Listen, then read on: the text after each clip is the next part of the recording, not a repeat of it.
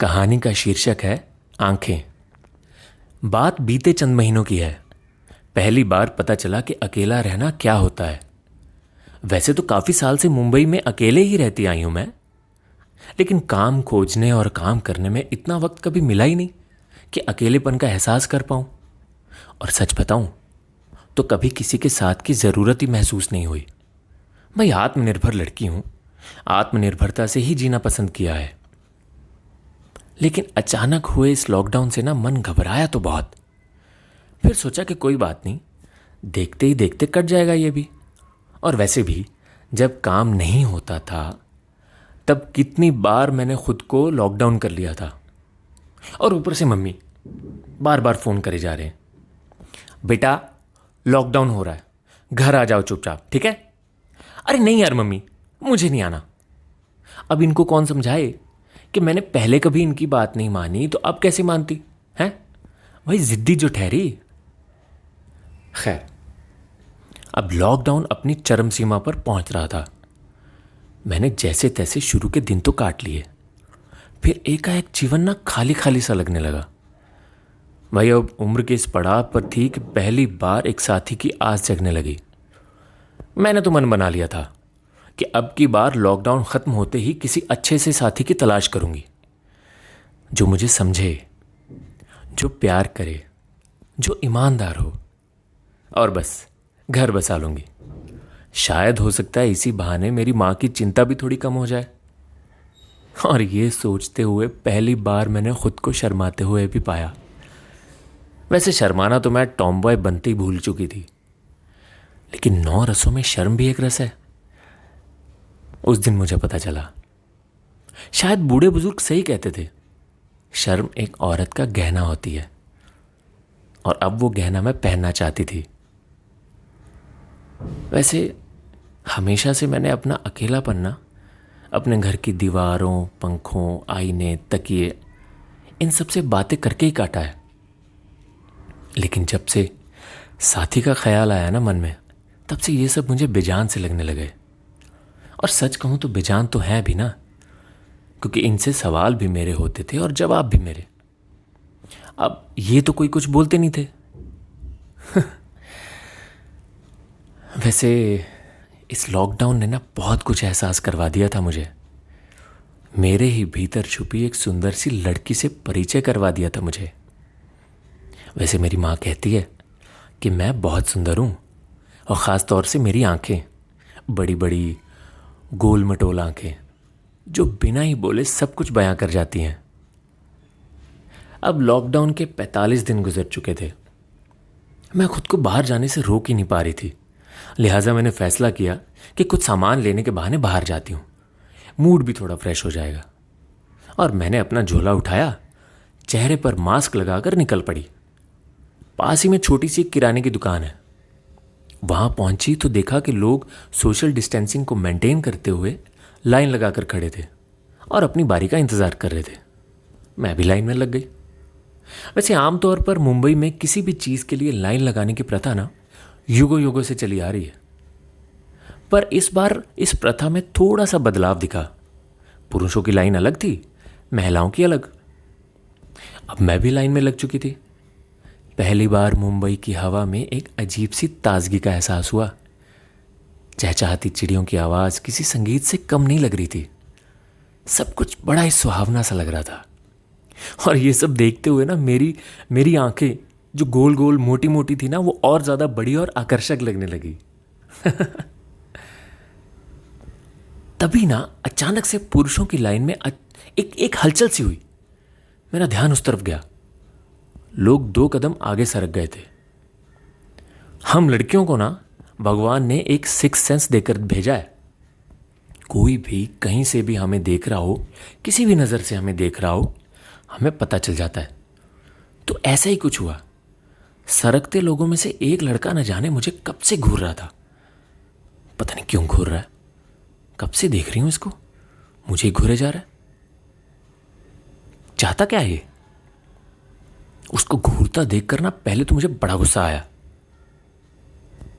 वैसे लड़का दिखने में थोड़ा शरीफ से ही लग रहा था, लेकिन अब मास्क के पीछे छिपे चेहरे को पहचानना भी तो मुश्किल होता है ना। कैसे पता चलेगा कि वो शरीफ है या बदमाश है?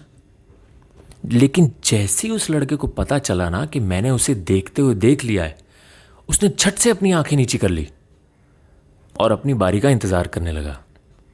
ये सिलसिला 3-4 बार चला। उसकी और मेरी आंखें टकराई, लेकिन अब मुझे गुस्सा नहीं आ रहा था।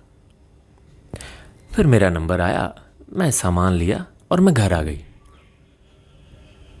शायद पहली नजर का प्यार इसे ही कहते, जो मुझे पहले कभी नहीं हुआ था। उस लड़के की आंखें मैं भुला ही नहीं भूल रही थी। मैं मास्क के पीछे छिपे चेहरे को देखना चाहती थी, लिहाजा मैंने कॉपी पेन उठाकर उसकी तस्वीर भी बनानी चाहिए। मास्क हटाकर कल्पना करते उसकी एक तस्वीर भी बनाई, फिर बचपना समझकर खुद पर जोर से हंसी। ये सब करते हुए ना मुझे अच्छा भी बहुत लग रहा था और बचपना भी, पर मेरे भीतर बचपना जाग चुका था। बचपन कितना सुकून दे होता है ना ये, हर बात हर चीज से बेफिक्र। बहरहाल वो दिन मेरा कमाल का बीता। खैर, बात आई गई होगी। अगले दिन अचानक ठीक उसी समय मुझे वो फिर से आंखें याद आई। मैंने सोचा चला जाए। नहीं यार, कल तो मैं सारा कुछ खरीद कर लेकर आई हूं, अब भी वापस क्या खरीदूं? और वैसे भी वो लड़का आज जरूरी थोड़ी है कि रोज रोज आए, आज भी आया होगा। नहीं, हो सकता है आया भी हो। बस इसी उधेड़ बुन में थी कि अचानक मन में फैसला किया कि नहीं, एक बार जाके देख ही लेती हूं। लिहाजा मैंने अपना झोला उठाया, चेहरे पर मास्क चढ़ाया और निकल गई। पहले की तरह आज भी लाइन लगी हुई थी, बस वो लड़का नजर नहीं आ रहा था। पता नहीं आज आएगा भी या नहीं। मैं आ तो गई हूं, लेकिन अगर वो नहीं दिखा तो? बस ये सब सवाल ना मन में चल रहे थे। और आज तो मौसम की तरफ भी ध्यान नहीं जा रहा था। घूम फिर कर मेरी आंखें बस उस लड़के की आंखों को ही खोज रही थी। अचानक से मेरी लाइन में हलचल हुई और 2 कदम आगे पहुंच गई। बहन जी, आगे चलिए ना। हाँ, सॉरी। एकाएक एहसास हुआ कि कोई मुझे घूर रहा है। पुरुषों की लाइन में देखा तो वही आंखें। मुझसे नजरें मिलते ही उसने अपनी आंखें नीची कर ली थी। कोई खास आकर्षण नहीं था उसकी आंखों में, लेकिन फिर भी हम लड़कियां नजर पहचानती हैं। उसकी नजर में भोलापन और ईमानदारी थी। शायद वो भी मेरी जैसी मानसिकता लेकर जी रहा था। मैं अपना सामान लेकर घर आ गई। अब ये सिलसिला निरंतर चलने लगा और हमारे कारण किराने वाले की भी कमाई होती रही। हमारे बीच कभी बातचीत नहीं होती थी, बस एक दूसरे को देखना अच्छा लगता था। वैसे भी आंखों की जुबान नहीं होती, भावनाएं होती हैं, और हम भावनाओं के सागर में गोते खा रहे थे। मैं टॉम बॉय से परी बनती जा रही थी। मैंने बाल बढ़ाने शुरू कर दिए थे, मैंने सलवार सूट पहनना शुरू कर दिया था, मैंने श्रृंगार करना शुरू कर दिया था। बहुत अच्छा लग रहा था सब, और ये सिलसिला करीब आधे महीने तक चला। फिर अचानक से सब बंद हो गया। मैं तो समय पर पहुंच जाती थी, लेकिन उसने आना बंद कर दिया। किसी से पूछती भी तो क्या, और कैसे पूछती? पहले लगा कि सामान खत्म होते ही वो आएगा, लेकिन नहीं, सामान खरीदना तो बहाना था, असल वजह थी एक दूसरे से आंखें चार करना। कहीं ऐसा तो नहीं कि वो घर चला गया? नहीं, घर कैसे जाएगा? ट्रेनें और बसें तो सब तो बंद है, तो जाएगा कैसे? कहीं ऐसा तो नहीं कि उसके पास पैसे खत्म हो गए हो इसलिए ना आयो? नहीं यार, सामान लेना एक बहाना है, हमें तो बस एक दूसरे को देखना है, आंखें चार करनी है। कहीं मेरी नजर धोखा तो नहीं खा रही? कहीं वो किसी और से नजरें तो नहीं मिला रहा? नहीं, ये नहीं हो सकता। शायद मैं गलत सोच रही हूं। पर वो गया कहां? वो दिख क्यों नहीं रहा? पिछले 5-6 दिनों से मैं रोज जा रही हूं, वो नहीं दिख रहा। बस इसी उधेड़ बुन में लगी थी कि अचानक एक दिन मैंने हिम्मत करके किराने वाले से पूछ ही लिया। पहले तो किराने वाले ने आनाकानी की, बताने से मना कर दिया। फिर उसे भी शायद कुछ याद आया उसने कुछ पहचान बनाई, उसकी पहचान बताई, तो मैंने भी हाँ में हामी भर दी। किराने वाले की बातें सुनकर ना मेरे मेरे पैरों के नीचे से जमीन निकल गई। मेरी मेरी मोटी गोल आंखों में आंसू आ गए। उसने बताया कि उसने बताया कि वो लड़के वो लड़का कोरोना पॉजिटिव था और 2 दिन पहले उसकी मौत हो गई। मैं भाग के घर आई। मैं बहुत रोई। टॉम बॉयज रोया नहीं करते,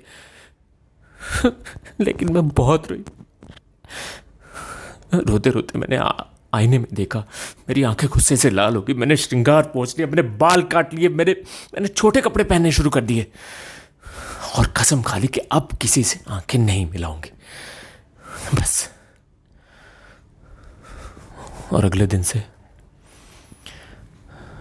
से फिर वही दीवारें, छतें, पंखा और वापस से अकेलापन।